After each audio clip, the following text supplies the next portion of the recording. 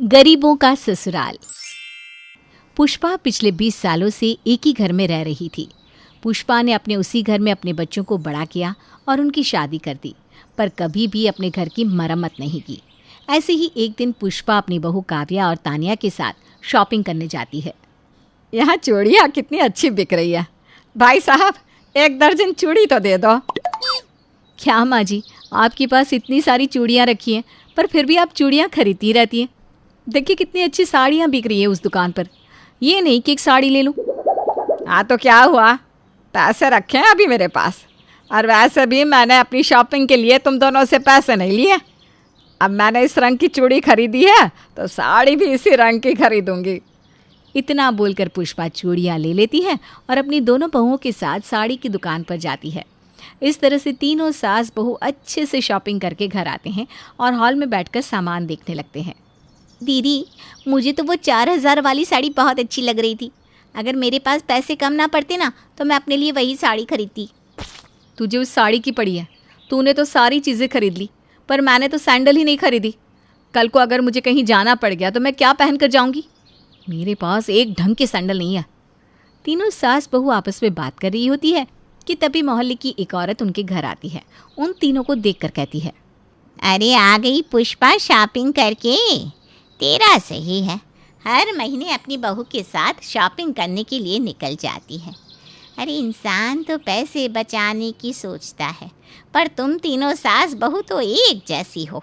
हर समय इसी फिराक में रहती हो कि पैसों को कैसे उड़ाया जाए। बहन, मुझे भी कोई शौक़ नहीं है पैसे उड़ाने का। मैं भी बचत करना जानती हूँ, पर ज़रूरत की चीज़ें लेनी भी तो ज़रूरी होती है। और तुम यहाँ क्या मुझे ताना देने आई हो? भला मैं कौन होती हूँ तुम्हें ताने देने वाली? मैं तो बस ये कहने आई थी कि तुम्हारी गली में लगी टोटी टूट गई है। आज सुबह से पानी आ रहा था, टोटी ठीक करवा लो। फिजल का पानी गिर रहा है और सारा पानी मेरे घर में आ रहा है। पुष्पा की पड़ोसन उसे बाहर लगी टोटी, जो कि पूरी तरह से टूट चुकी है, उसके बारे में बताकर चली जाती है। पर पुष्पा उस टोटी को ठीक नहीं करवाती, और जब दोबारा उसकी पड़ोसन इस बारे में उससे कहती है तो पुष्पा अपनी पड़ोसन से कहती है, देखो भाई, मेरे पास पैसा नहीं है जो मैं टोटी ठीक करवा सकूं या बनवा सकूं।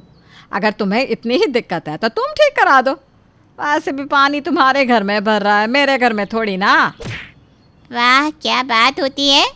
तीनों सास बहू के पास अपने ऊपर खर्चा करने के लिए पैसे हैं, पर घर में लगाने के लिए 2 रुपया नहीं है। अरे पुष्पा, थोड़ी शर्म कर। पिछले 20 साल से इस घर में रह रही है, पर मजाल है तू कभी अपने घर की मरम्मत भी करवाती हो। मेरा घर मेरी मर्जी। मैं अपने घर में 2 रुपया खर्चूं या 100 रुपया, तुम कौन होती हो बोलने वाली? पुष्पा छोटी सी बात का बतंगड़ बना देती है और अपनी पड़ोसन से लड़कर घर में चली जाती है। और इसी तरह से कुछ दिन बीत जाते हैं। समय के साथ घर की हालत भी बुरी होने लगती है। अब जगह जगह से दीवार के प्लास्टर और सफ़ेदी टूट कर गिर रहे थे। ऐसे ही एक दिन तानिया हॉल में बैठकर चाय पी रही होती है, तभी छत की पपड़ी उतरकर उसकी चाय में गिर जाती है। हाय, इस कमबख्त पपड़ी को भी अभी टूट कर गिरनी थी, वो भी मेरी चाय में। माँ जी, आप छत की मरम्मत कराओ ना। आज पेंट उतरकर नीचे गिर रहा है, कल को छत ही ना गिर जाए। बहू, ये बोलते हुए शर्म नहीं आती? अब तुम दोनों को इस घर की जिम्मेदारी उठानी चाहिए, पर तुम दोनों अब भी मेरे ही भरोसे हो। अरे तुम्हारे ससुर जी अब इतना नहीं कमा पाते कि घर की मरम्मत कराए। तुम दोनों को क्या घर में थोड़े पैसे नहीं लगाने चाहिए हैं? अब तो मोहल्ले वाले भी आकर मुझे सुना कर जा रहे हैं। माँ जी, जिस तरह आपके पास पैसे नहीं है ना, उसी तरह हमारे पास भी पैसों का पेड़ नहीं लगा है। आपके बेटे कमाते ही कितना है, अब वो उसे घर चलाएंगे या घर की मरम्मत कराएंगे? पुष्पा की बहू पुष्पा की तरफ अपने हाथ खड़े कर लेती है और समय यूं ही बीतता है।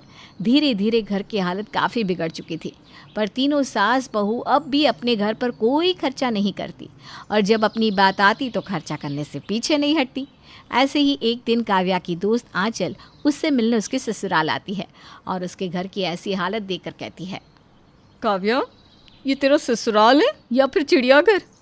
चिड़ियाघर में भी इससे ज़्यादा सफाई होती होगी। अरे तू अपने अंदर तो इतनी सफाई रखती है, वही सफाई थोड़ी घर में भी रख ले। घर की कितनी बुरी हालत है, थोड़ी सी घर की मरम्मत करा ले। आंचल, दूसरों को बोलना बहुत आसान है, पर करना उतना ही मुश्किल। अब मेरा घर इतना भी छोटा नहीं है, और इस घर में मेरे अलावा और भी लोग रहते हैं। भला अकेले मैं कितना पैसा लगाऊंगी?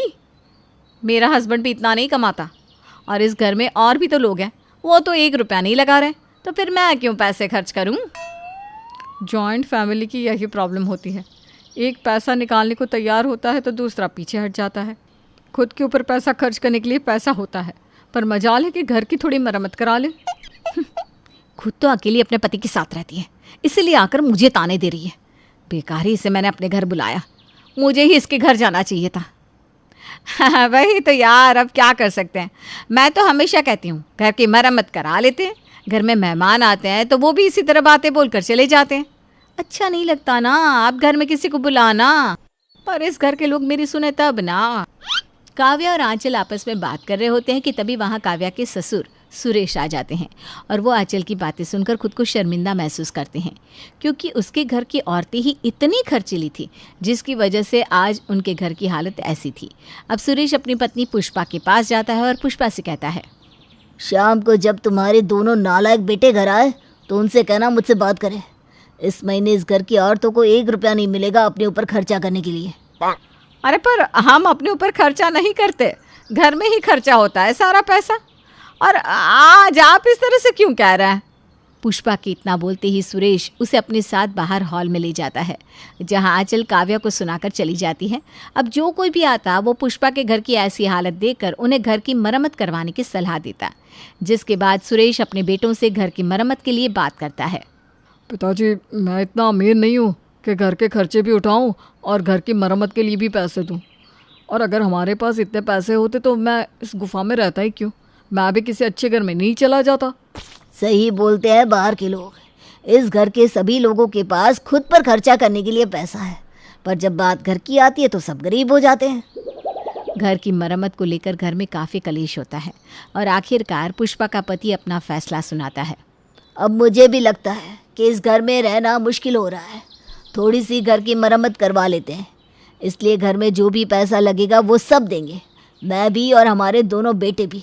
अगर किसी ने पैसे देने में आनाकानी की तो वो किराए के घर में जाकर रह ले। काव्या और तानिया अपने ससुर के फैसले के खिलाफ नहीं जा पाती और आखिरकार उनके घर की भी मरम्मत होती है। और इस महीने तीनों सास बहू अपने ऊपर पैसे ना खर्च करके पहली बार घर की मरम्मत में पैसे लगाती है।